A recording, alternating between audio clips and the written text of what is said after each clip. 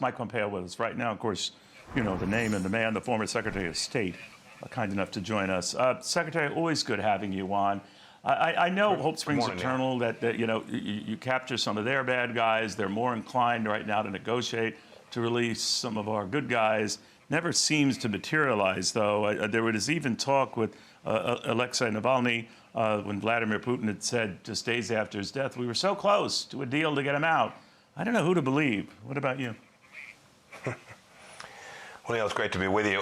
You know, these are very difficult situations. The hostage work was some of the most gut-wrenching personal work that I did as Secretary of State, and a little bit when I was CI Director as well.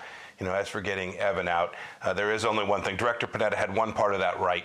There is only one thing that Vladimir Putin will release him for, and that is if he believes there's a real cost if he doesn't do so. And to date, apparently, there has been nothing offered to Vladimir Putin that will convince him to release Evan Gershkovich. As for capturing Russian spies, we should do that. We should do that regardless of whether they're holding someone in wrongful detainment in Russia. If there are Russian spies operating in the United States, for goodness sake, let's go get them. Not because we have someone being held in Russia, but because we need to get them off the streets.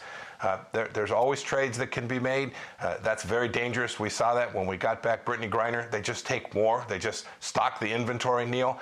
And so this is a question of power and President Biden's capacity to demonstrate cost. And to date, I've seen no evidence that this administration is prepared to impose a real cost on Vladimir Putin to get Evan home. But, you know, this is the type of behavior, Secretary, you'd kind of expect out of a banana republic or a third world country. I mean, whatever you think of Russia, it is still a superpower. They're punching way under their weight. And I'm just wondering, do they have any concept of how that looks to the world? Neil, they do, but they don't give a rip. This is a long tradition. This goes back. We heard Director Panetta talk about his time. It goes back. It predates that too. Right. We have frankly rewarded a lot of countries for taking Americans and holding them, and they find it lucrative. They find it of value. It's how they get a better position for themselves. And there's no domestic cost, obviously, for Vladimir Putin in doing so. And so here we find ourselves. You know, I mentioned in the context also of the Ukraine war. And we're 2 years into that, right, Secretary? And Vladimir Putin is personally the richest he's ever been. And oil revenues that were supposed to be sort of choked off are at a record high for Russia right now. And it's capitalizing off these higher energy prices. It just seems like upside down world. Yeah, I think it truly is. Look, I think there's three big mistakes that have caused this to go on now 2 years and a handful of months. The first, obviously, was losing deterrence, not convincing Vladimir Putin there'd be a real cost for taking part of Ukraine. We were able to do it for 4 years. We lost it when we left office. Second, we've not held, again, this is much like the issue with Evan, we've not held anything that Vladimir Putin values at risk. When he knows that Ukrainian mothers are putting their children to bed at night and feeling like they may not wake up, but Russian mothers in Moscow are putting their children to bed, and that's all good. There's no cost for Vladimir Putin. The final piece, and this is really the one you get to, the sanctions efforts that the administration began with, where Jake Sullivan came out and said, don't worry, it's just going to take a little bit of time, proved to be completely feckless. They didn't set oil embargoes. They didn't ban the product. They simply set a price cap, and the Russians have found a way to work around that. Sanctions are only of value, Neil, if you enforce them and you make them punitive. This administration chose to not do that because they didn't want gasoline at the pump in America to be expensive in an election year. That's a mistake. It certainly didn't achieve. These sanctions certainly have not achieved their objective. And in fact, you're right. They've made Vladimir Putin even more wealthy, and the Russian enterprise, arming their military, even easier for him. Secretary, if I can switch gears here to Israel, I'm not even sure a delegation from Israel is coming here or not, whether this will be a video conference. Benjamin Netanyahu, of course, had scrapped the idea when we abstained from this vote that called for an immediate ceasefire. First time I believe that's ever happened. We are promising $3.8 billion on top of the $3.8 billion we give in aid to Israel every year, and some more aid and more arms coming to them.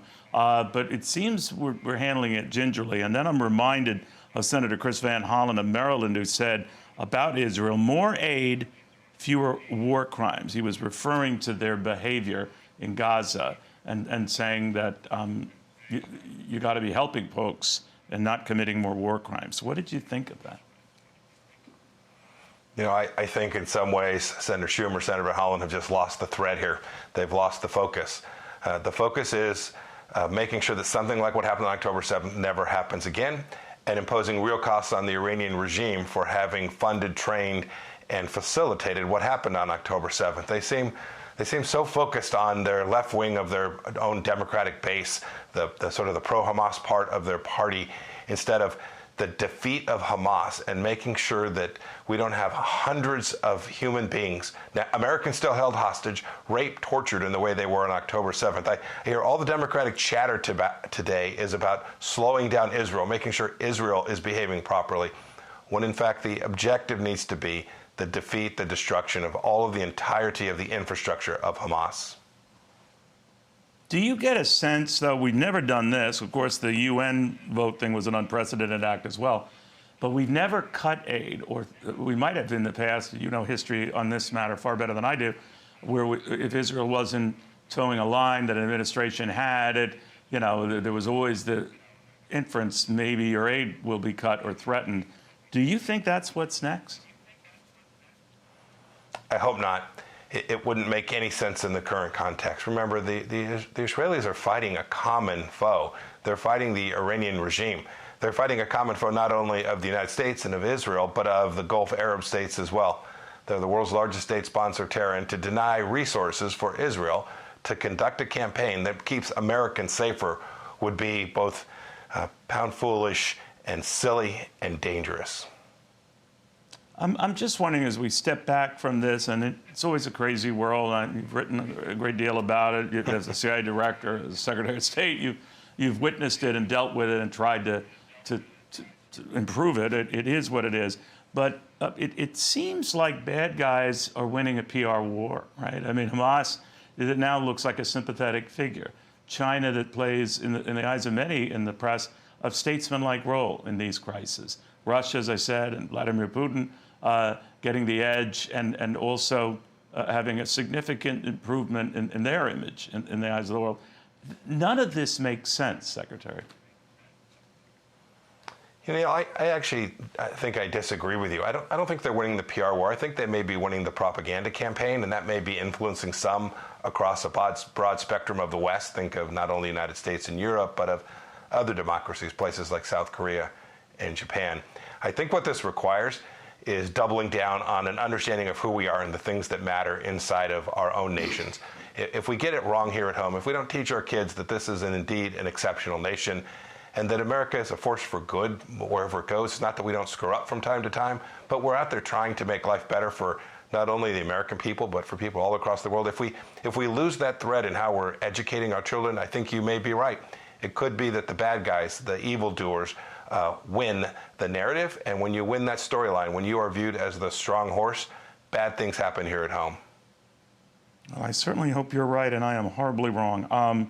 Secretary, it's always an honor to have you. Thank you for your service to the country. And bless you. Have a happy Easter, Neil.